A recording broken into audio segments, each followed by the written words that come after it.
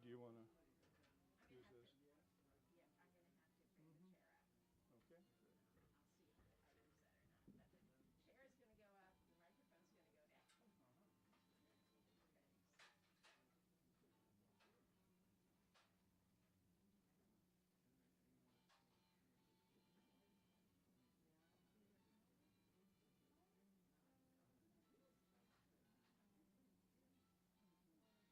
up, the microphone's going to go down.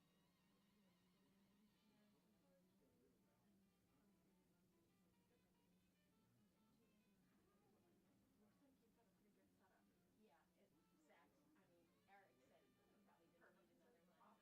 Yeah, Zach, Eric said he probably didn't need another one. But there's a chair here. Rosh wants it. Okay, sure.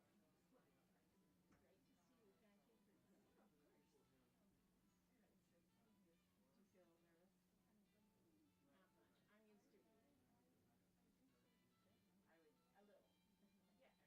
Then you don't need to sit next to him. Great to see you. Thank you for coming. Oh, of course. Do you feel nervous? Not much. I'm used to reading. I would, a little. Yeah, until I start. Okay. How are you? I'm good. I'm just very tired today. Oh, So maybe moving. So, you're in the mid. Amy, Zach. oh, Zach, nice to meet I you. think you guys at least met at the memorial.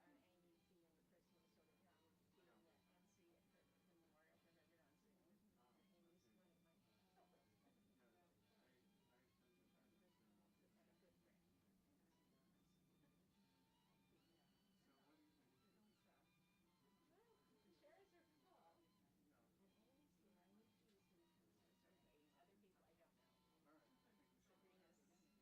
at some point. Yeah, and Amy being the person who sort of giving the MC at the memorial for her dancing. Amy's one of my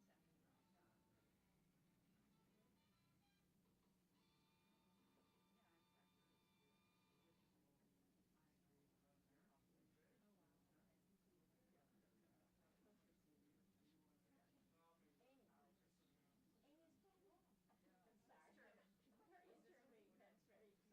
And Amy's here. I knew she was here. It's okay. Other people I don't know. All right. Sabrina's sick. 7:05. Yeah, that's right. Say 7. Oh, wow. Amy. Amy's back. Sorry. Her interview, that's very exciting. Thanks. Thank you. All right. So this is it? This is showtime? Yeah. All right. Seats are full. All right, ladies and gentlemen, thank you for coming out. Really appreciate it. So, and also there's a stream, so people out in the world are hearing this too. Okay, so thanks. Be sure you're talking into the mic when you're talking, so that they can hear you out there. Anyway, we're very, very pleased. Judith Serin just brought out a book of short stories and a novella called Gravity, right, from Eyewear Press, Eyewear Publishing, I think it's called exactly. 2022 publication date. So she'll be reading stories from that. She teaches over at CCA, California, CAC? No, CCA. I always have to go back and forth, because they left off the other C at some point. So anyway, California College of the Arts in the East Bay, and here in San Francisco. You're in San Francisco, I think. Yeah. And she's a neighbor. We've known her here for quite a number of years, and we're pleased about that. And we've had her here reading her poetry in the past. So tonight, it's exciting to have the short fiction, and but also on the reading is Zack Rogow. Rogow, excuse me, talking too fast. So Zack is a poet with several volumes out. His most recent one is called Irreverent Litanies, and he will be reading from that. I didn't really check a lot of biographical facts, so I'm not going to go into those details, but you can research these poets and writers very easily through the magic of the research you do. All right, so what can I say? Thanks for being here. And Zack, you're going to kick it off? Okay, here comes Zack Rogow.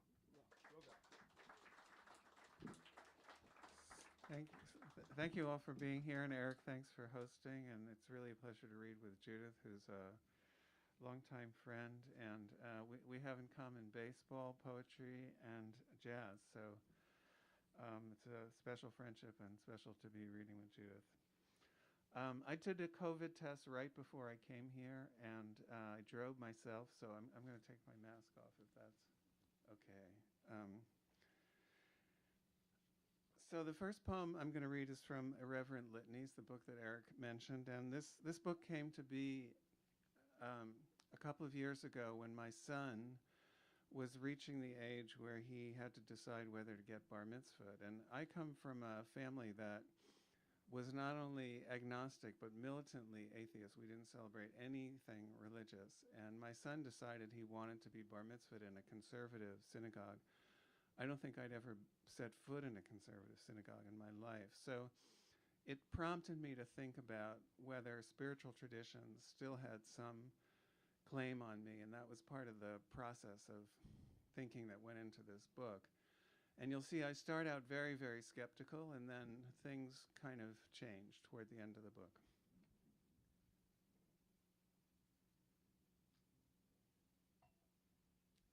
The first poem I'm going to read is called Credo, and Credo, of course, means I believe, and a credo is a belief system.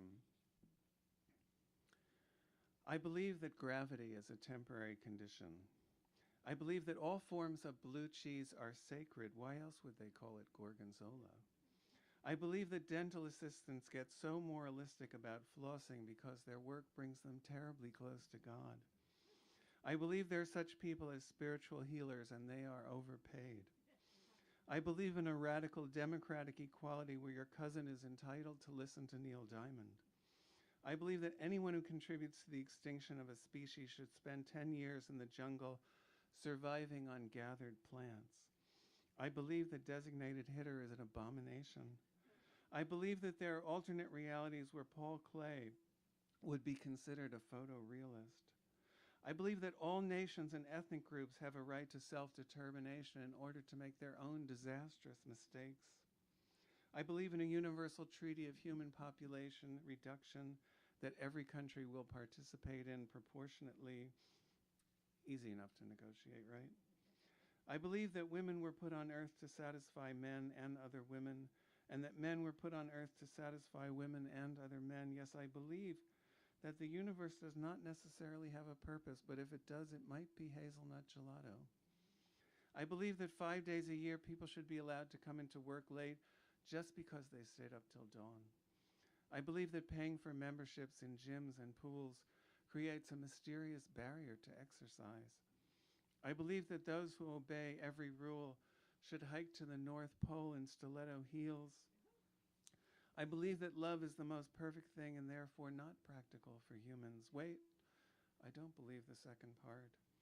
I believe that music is the most supreme speech and that speech is the most supreme music.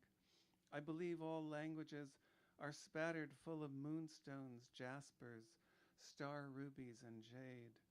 I believe that poems should end before their readers start to think about their next meal. And I believe in the power of beauty to redeem all things, especially broken snowmobiles, highway entrance ramps, and airport bathroom sinks that sense your hands praying for the water to flow. And the next poem is written about a college friend of mine whose name was Robin Siegel. And Robin was really the person who taught me to love modern poetry. I mean, I'd read, some of the classics before that, but she was the one who introduced me really to contemporary writing. She was my friend's girlfriend, not mine. But once they'd broken up, I knocked on Robin's dorm room door. She gave me dream songs in Ariel, pulled by the black holes of poetry. Robin had eyes like dark comets and a way of winching her mouth if she doubted what I said. She braided her Yiddish brown locks or swept them up like Audrey Hepburn. The weirdness in people made her laugh, not in mockery, but in sympathy. Robin doodled tapestries of closely woven faces, mouths and noses stretched like gum. One day we tried to get lost, held hands all the way to the football stadium, picked anonymous wildflowers we saved in tumblers. We spent the night in my one-room apartment and the morning after at the Student Health Center, waiting for the morning after. Was graduation even 2 months gone when her sister phoned? Though she was calling everyone in Robin's address book, she couldn't help crying one more time as she spooled out the auto accident. In our literature classes, Robin and I read the famous elegies, To an Athlete Dying Young, Smart Lad, to Slip Betimes Away, and Milton's Weep No More for Drowned Lycidas, serenaded by angels, great poems, great lies. Don't block the grief by talking of an afterlife with smeared edges or newborns incorporating Himalayan llamas. Do weep for Robin. The world weighs less without her. She had a habit of hugging goodbye, and then when my back was turned, following me down the street, just to see how long it would take for me to realize she was still right behind me.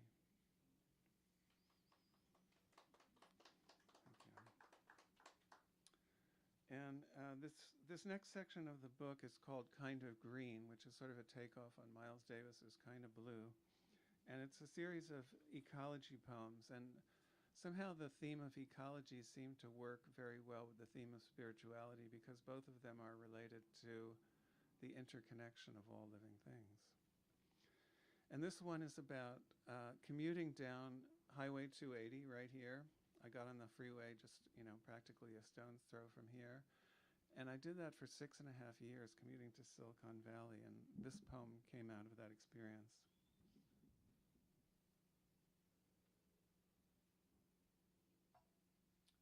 It's called Fossils and Fuels, the Evening Commute. The traffic on 280 laps up gas as it lashes around the hills above the Crystal Springs Reservoir. The oncoming headlights form a Nile of fireflies. Ahead, taillights brighten like blown embers. Each bubble of music chases the one in front. Double digits of lanes and all of them saturated. As the coastal mountains lean toward the setting sun, the rays transform the water into a matador's suit of lights. It's beautiful, the evening commute. Beautiful as a bullfight. One of the first poets who really talked about the effects of the industrial age on the environment was William Wordsworth. And Wordsworth loved the Petrarchan sonnet, so this is a poem for him. If Wordsworth were alive today.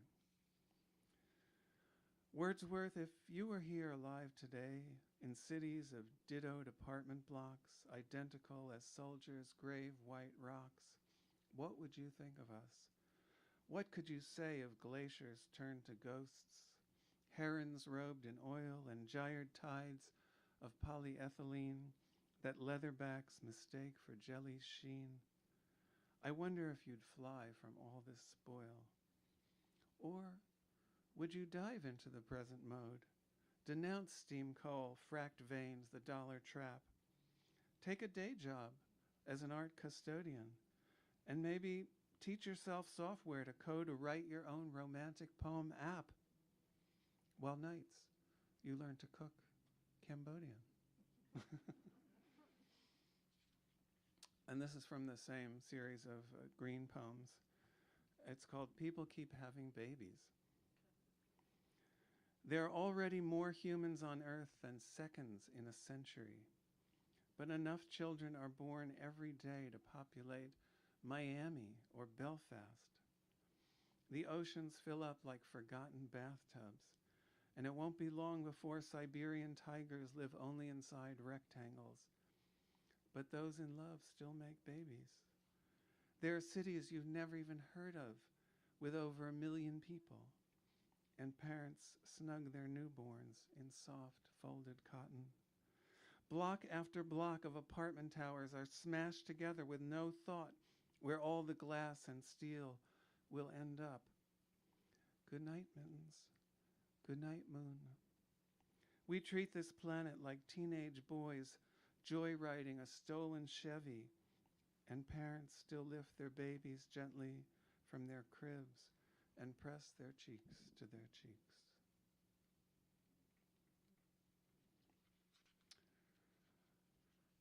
This next one is a poem that is all questions.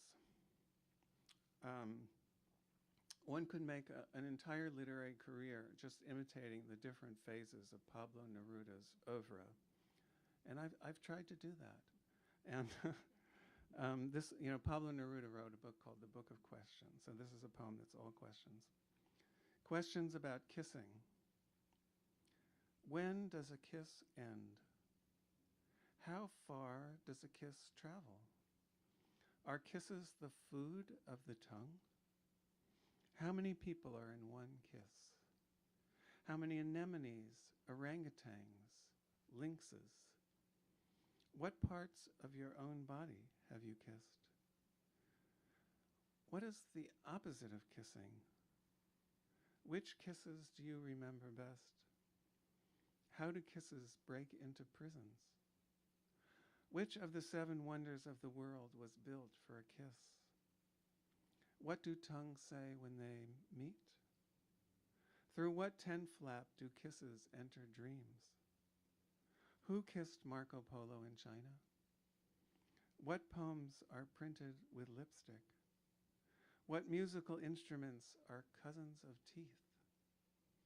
Which is the best wing of the body to kiss? When does a kiss begin?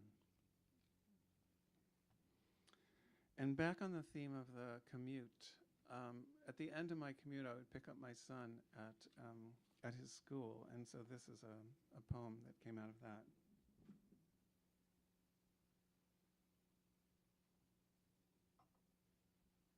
It's called Deep Sea Highway. Driving to pick up my son from school, I glance at the odometer, 25,319 miles. If I'd headed in one direction instead of back and forth to my son's school and to work, by now I could have motored all the way around the globe along the equator. I would have passed through the Congo with the windshield wipers shoving green rain, laced up the Andes right into Ecuador, and slipped through villages in India under a moon like a glass of milk. Of course, most of my route would have been underwater, watching the dolphins' playtime from below, the sunlight prisming through the kelp forests, the schools of fish performing their silver ballets. But it would also be a pain to drive in the ocean with chameleon squids suctioned to the side of my car, turning the exact gold of my Toyota Corolla, forcing me to don scuba gear and peel them off the windshield? Yes, driving that undersea Route 66 would be quite a kick, except that once I traversed the entire equator, I would just be back where I started, picking up my son from school, kissing him hello on the top of his redolent head of hair, asking him where he left his dinosaur camouflage jacket, since he finds a new way to lose it almost every day, just like his dad. And this poem is called The Life Expectancy of Shirts. We outlive them, our shirts. Too easily they get snagged by chain link fences or pockmarked by sauces twirled with golden oils. Do they wait for us to choose them like dance partners, impatient with stringent hangers and jostling closets? Do they long to pump their arms along boulevards past midnight, to rub their cuffs against light blue cashmere? Only a few years they survive, as long as eels or foxes. We outlast even the shirts we're fondest of, the daring silk, the thick cotton hefty as an old sail, or the paisley with its vegetal teardrops. But when we finally are dressed in our very last shirt, sleeves yanked onto rigged arms, some of our favorites actually survive us, a fact rarely mentioned in obituaries.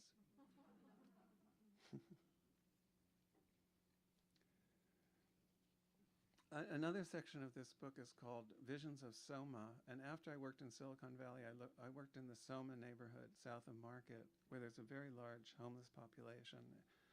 And every day at lunch hour, I would go for a walk, and I just had to write down often what I saw because it was very difficult to process. This is called Blankets and the Lack.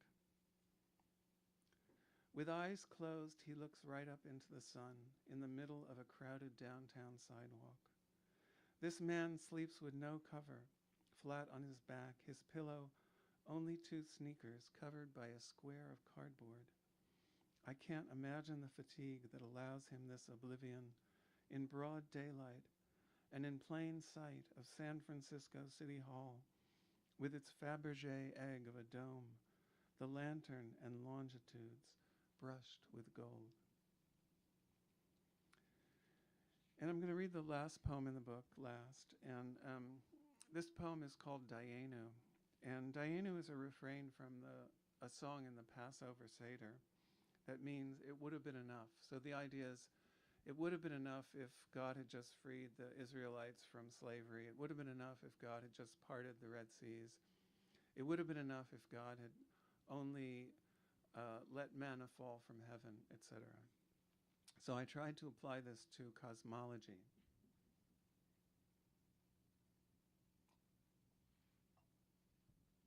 Dayenu. If there had been only stars with their stitches of light and no planets, that would have been enough. If there had been only lifeless planets with strands of quartz and gold, Dayenu. If there had been just the breathing oceans vaulting against boulders, only microorganisms with their endless division and multiplication. If there had been only forests of coral, merely the minnows, their tiny hearts, flicking inside glass bodies. If there had been only the firefish, the butterfly fish, and seahorses disguised as kelp. Only the desert with its runnels of sand, just green beards of grass, no redwoods. If there had been only black onyx, no lemon serpentine, no azurite, only the insects with their X-ray wings and flashing songs, just the geometry of snakeskins, no mammals, only gray mice, their hearts valving 600 times a minute. If there had been nothing but a hummingbird, pinning itself in midair, only the elephant with its vault of bones, only the zebra so unaware of its own beauty, only monkeys chattering their no language, that would have been enough. Only the first humans weighing their young in their arms, Dayenu. Only that and not the peacock domes of Isfahan, not the mood indigo of Ella's Ellington album, or the white stone gardens of Rio Anji Temple, where no viewer can view every dark rock, no broken torso of Apollo, or acts of love beyond number. Would it really have been enough? Thank you.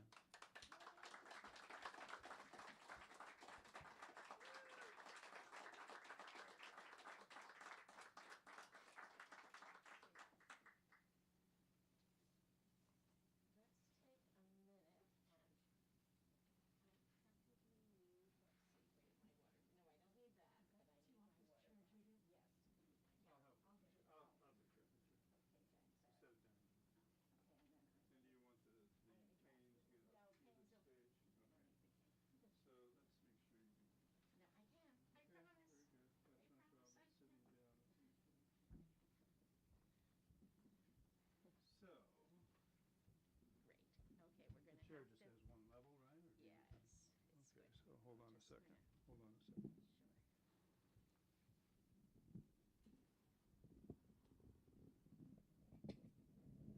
Sure. We'll figure this out. So go ahead and make yourself comfortable. Okay, let's see. Give you a little bit more room. Yeah, this is going to be a little bit of a pillow for my feet, so I'm going to put it Okay, in front. let's back the chair up Yeah. a little bit. Sounds good. Mhm.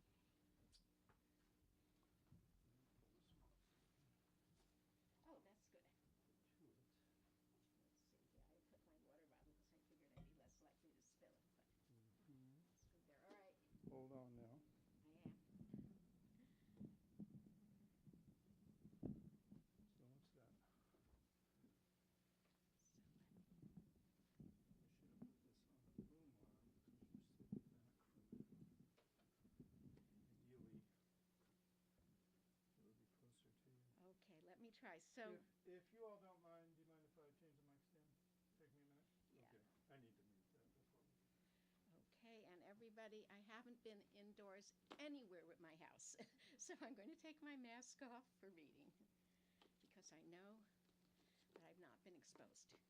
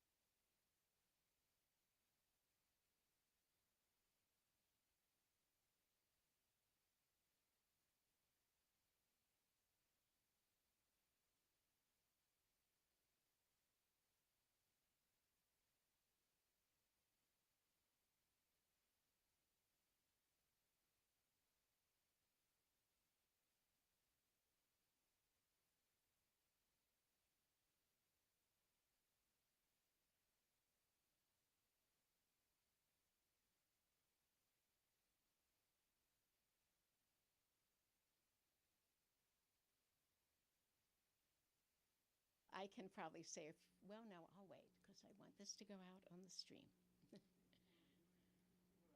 All right, ready to start? Yeah, I can hear it that I'm here. So I want to start by thanking Zack, and that was wonderful. And what was it? The vegetative teardrops of Paisley and the hummingbird pinned. But I know the poems, but it's wonderful to hear them read. And thank you, Zack. And thank you, Eric, for everything that you do for writers in the community. And once the lights are on, please look around and find some great books. So I'm going to start with something cool from the I almost said four poem. I'm a poet, really. It's hard. Fiction was the hardest. It was hard. But the four story series, Women in Jazz, which I wrote. I really want to get my passions outside of writing into writing, and I am very passionate about women jazz divas. And this is the story in the series of stories, I should say, Women in Jazz, in the book that I was always the most nervous about because I was afraid that it could be misinterpreted. You know, it deals with all the stereotypes. These are songs that are standards, but they definitely have an image of women, which is not the image that I want to believe in or that I believe in. But I hope that, maybe showing the stereotypes would show the harm. So this is Something Cool. I hope a lot of you know this song. It's a great song. And I'm Something Cool. 39, no, 42. 37 at the youngest. The oldest, the mirror whispers back 50.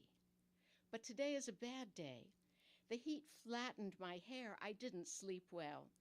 If only I could get a good night's sleep, I'd look younger. The mirror laughs at me, denying it. The mirror is my enemy. No, we're merely temporarily estranged. These things are my enemy. Glaring lights, hot days, daylight itself. Young girls. Young girls. To think it is to hex myself. Here comes one now pushing past me. A quick, confident look in the mirror, a smear of red on her lips, snapping her purse shut, leaving. She didn't even look at me. I'm not worth her attention.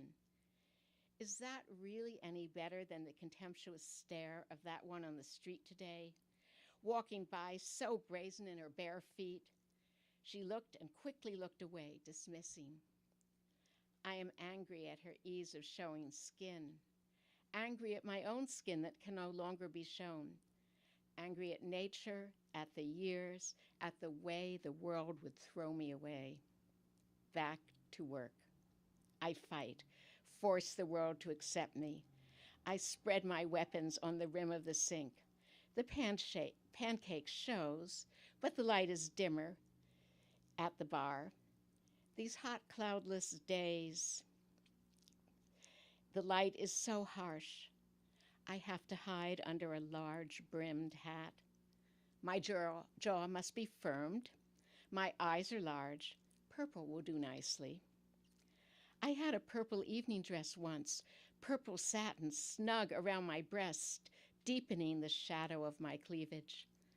I could fall in love, remembering, and how the men did fall in love, fall into that thin cleft, a warm purple, starry night, the smell of jasmine in the air.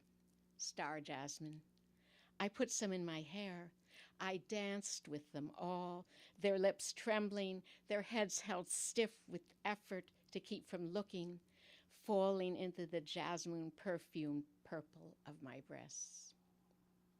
That was me. That is not me now. It is a story I tell myself. Others, too, sometimes when I've had too much to drink. I shouldn't tell it. I shouldn't drink. I should eat at home, stop wearing so much makeup, stop looking for a man in bars. 37, 42, 50. Why bother looking for a man at 50? Who would want me? But they did. They always wanted me. I'm not making it up. though I did have a gin and tonic or two. It was real, the way they wanted me. The flowers they sent, the corsages. An orchid is almost indecent in its invitation. My sex sitting there on my shoulder. When they were kissing me, they might brush against its pale, fleshy petals. It might reach for them, pulling them down. Why am I such a fool? My skin is flaccid there, too. Remember what the mirror says. Remember there's supposed to be more to a woman than the mirror, the skin. Why is it so hard to believe that? What do I have besides this face? It is how I know myself. But I don't know myself sometimes when I catch a sideways glance and the haggard stranger standing there scares me. How shallow not to recognize anything else, and not in my interest either. But I don't. It's like church when I was a child. They told me about God, and I sat still, trying not to rustle my starched petticoat, which pushed my dress out deliciously above my thighs. My legs demurely crossed at my ankles, encased in my favorite white socks with a rim of frilly lace. I listened and looked and didn't understand. God was a statue with pretty hands and feet pierced by nail. God was a stained glass window, the lollipop reds and greens that paled the light and our faces. God was the organ that made the pew tremble under me. When I left the church, God was gone. I could never find him again until next Sunday, though I tried, imagining with a delightful tremor those languid hands and feet. My first crush, the only unrequited one. How they worshiped me. It made me uncomfortable sometimes.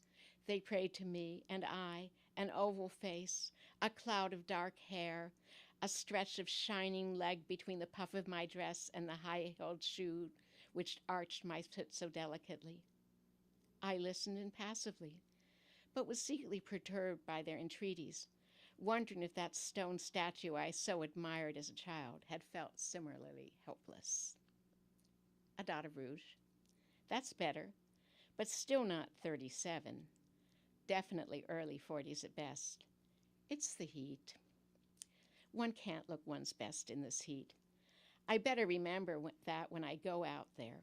No drinks, no childhood stories of Jesus, not when I'm looking 40. Save that for winter.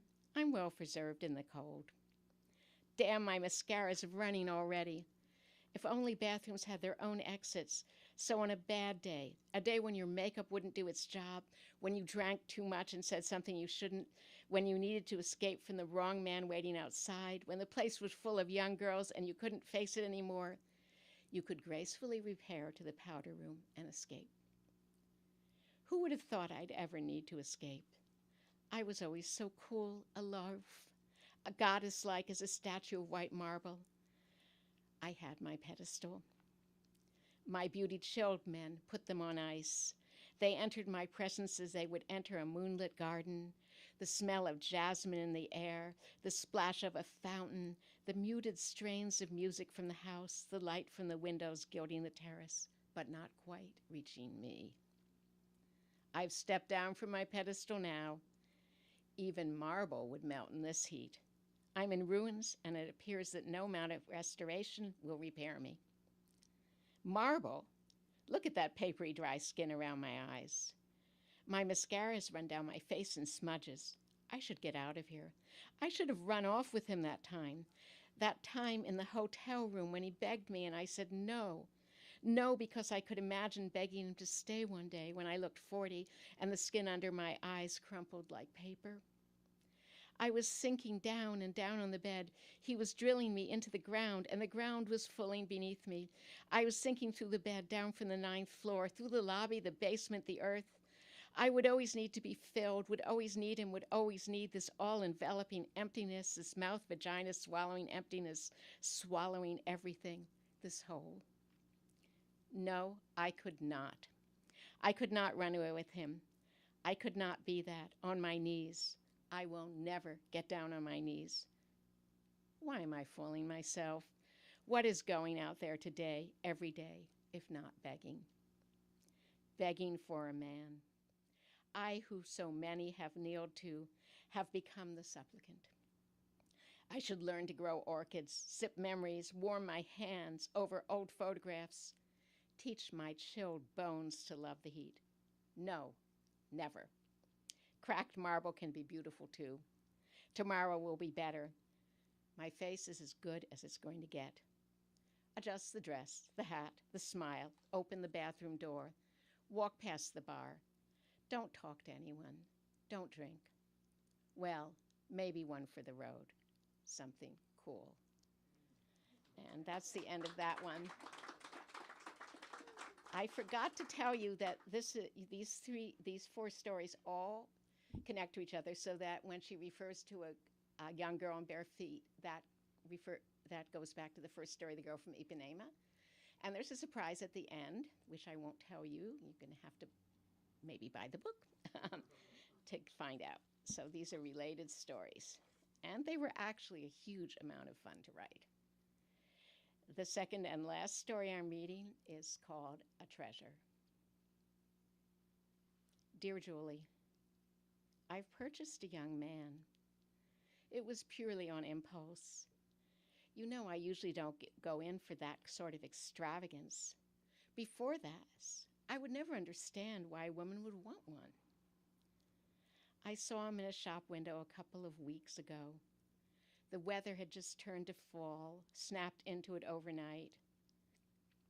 You know how these seasonal changes stir you and arouse old feelings of longing from a time when you still believed your life was susceptible to sudden shifts and magical solutions. So I was walking more slowly than usual, dawdling, waiting for some shape to emerge from the gray of the city's street. I noticed him in one of those awful glittering window displays. All mirrors and fake snow. He was seated in an elaborate papier-mâché sled, swan-shaped and drawn by 4 impossibly delicate horses. He leaned his elbows on its rococo wing, his chin in his hand. He had a watchfulness that matched my own. A sign in the corner of the window announced, "Sale." I thought only my curiosity was aroused. I called to the salesman lounging in the doorway. "How come he's on sale? Is he sick?" "Oh, no," the fellow replied in a tone that managed to be both obsequious and unfriendly. "He's last season's model. We're making room for the new look." Why didn't anyone buy him? Not good looking enough, I guess, the salesman shrugged. Not good looking? I turned toward the boy, who gazed back at me with a hint of interest. My longing crystallized. He was lovely, perfect, a treasure.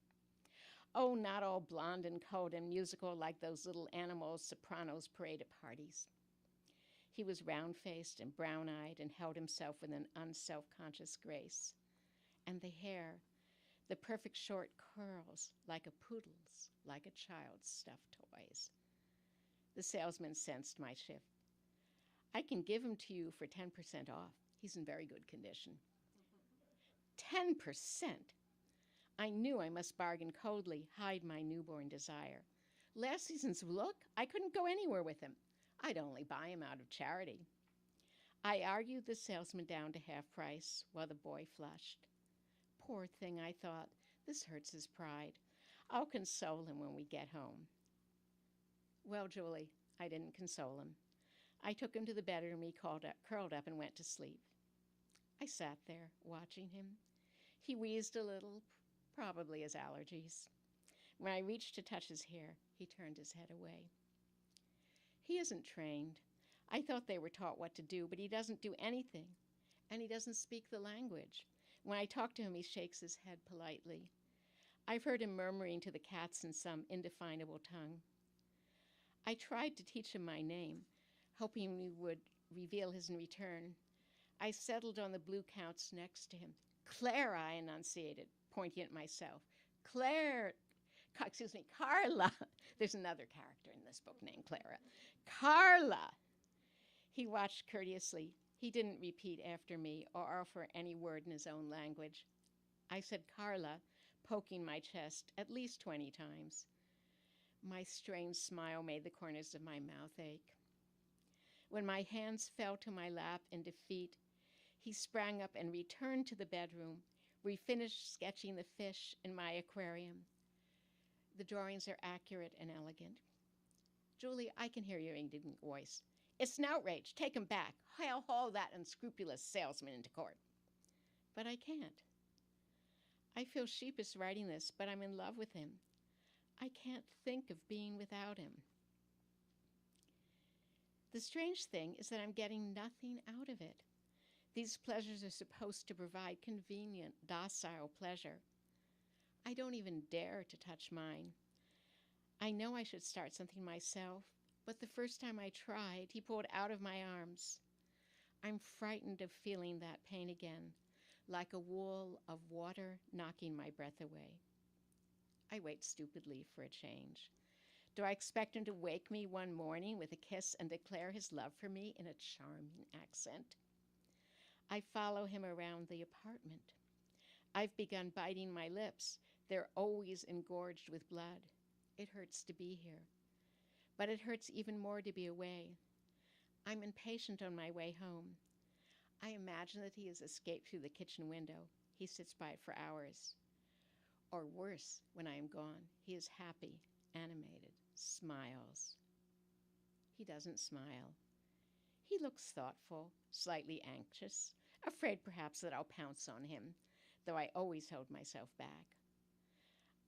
I see him now through the doorway, seated at the kitchen table, examining my collection of stones.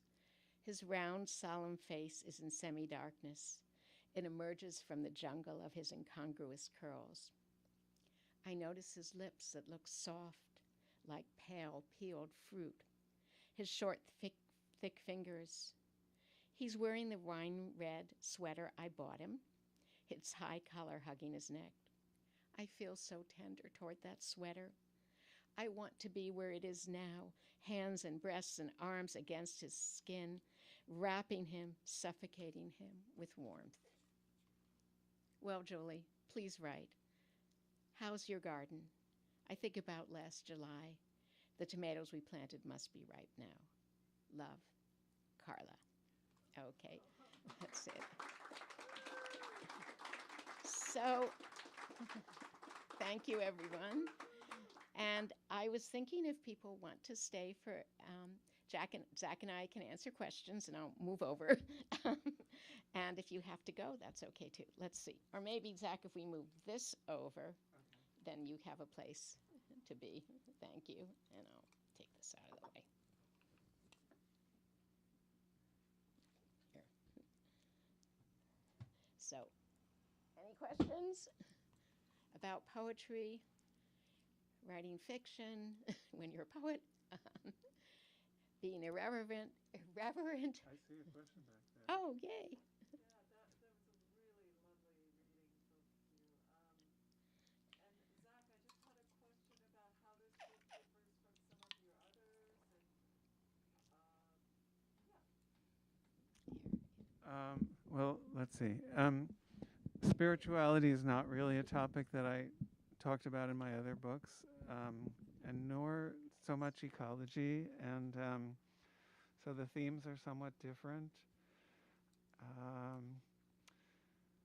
Let me think what else. I guess those are the main things. I always like to try to balance humor and serious pathos and humor.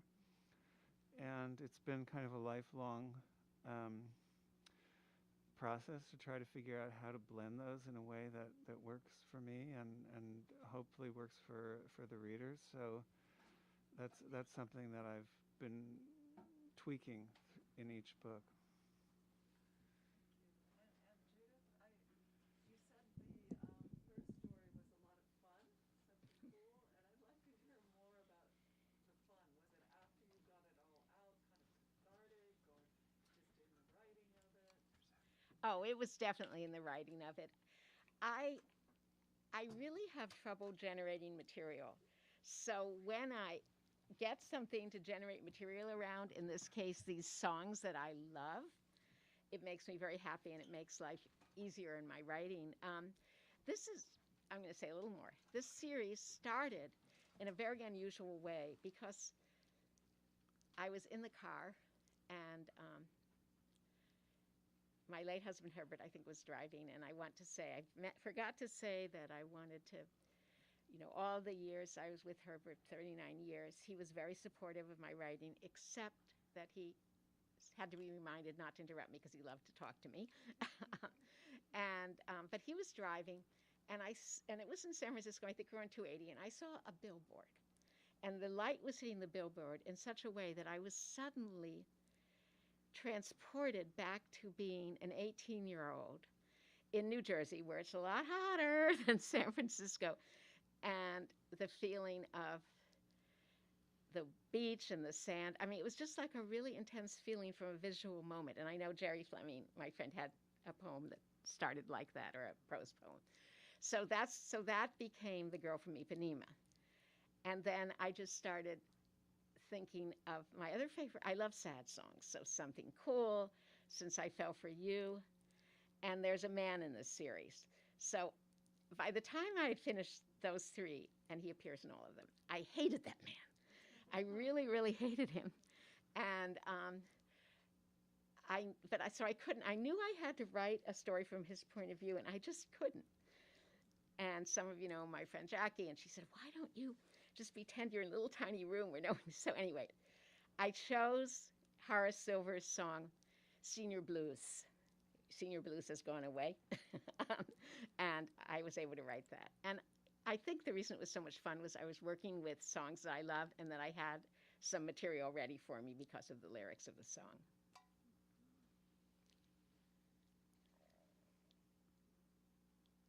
I can't see too. Sure. So just to follow up on that, are there songs that you love that you wanted to write about but you weren't able to write about? In this case, I felt as though this was complete.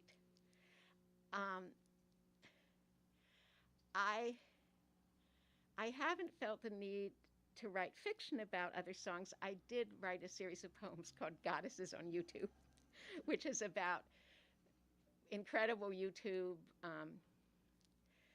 videos of Sarah Vaughan, Ella Fitzgerald, Sarah, Ella, and who else? I forget. Carmen McRae. No, it's a video with three of them, and a incredible blues one with. If you go to YouTube and you say Aretha Franklin, Roberta Flack, Sarah Vaughan, and Peggy Lee, you will get the most amazing blues. So I wrote a series about that. My favorite song is Lush Life, but how can you say anything else about it? It's complete and perfect.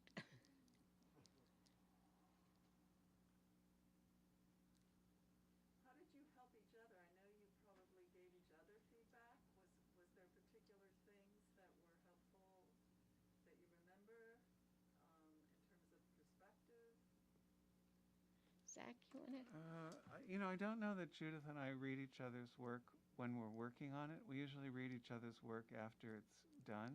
But I'm a longtime fan of Judith's work, and I'm very impressed that she's branched out into fiction, because it's something that I've tried to do with not a lot of success.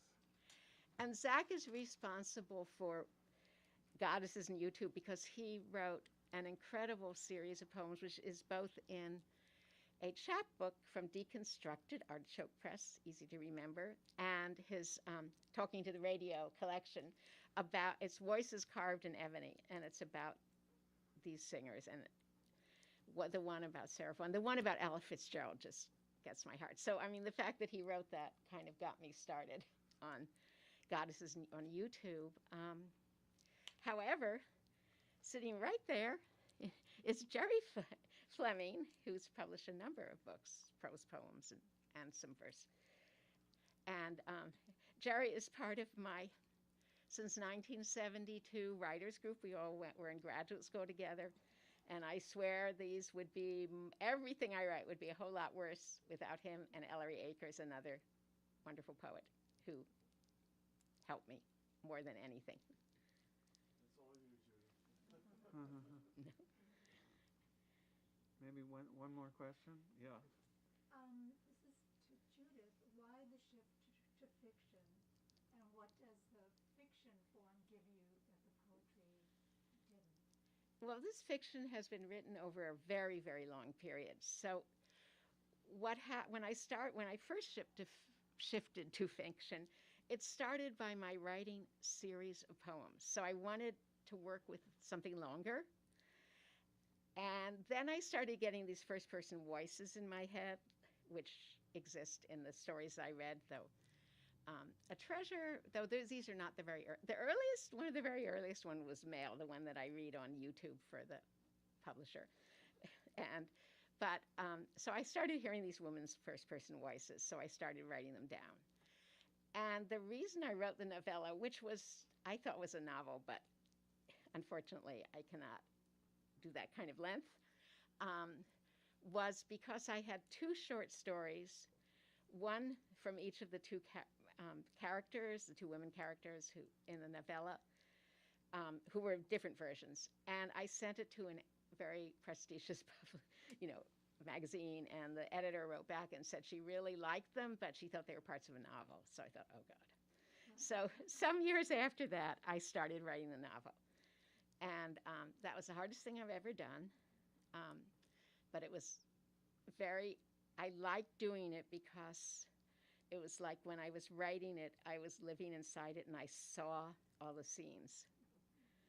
So, and then what happened was writing poetry, I think, really, really helps your fiction. I'm not sure writing fiction helps your poetry. So I came back to poetry and I couldn't write in lines anymore. And also I had to teach myself to compose on a keyboard instead of longhand to write the fiction. So anyway, then I had to write prose poetry. So ever since then, it's been prose poetry. And any other last questions?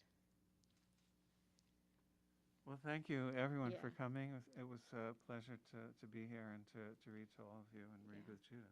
And thank you, Zack. And everybody, buy some books, our books, other books Eric has here. He has a great collection. Thank you, Eric. Let's see. I'll try to get it. Thanks, Judith. Thanks, Okay. Zack. Thank you all for coming out. You don't need to rush away, but thanks a lot. All right, and I'll try to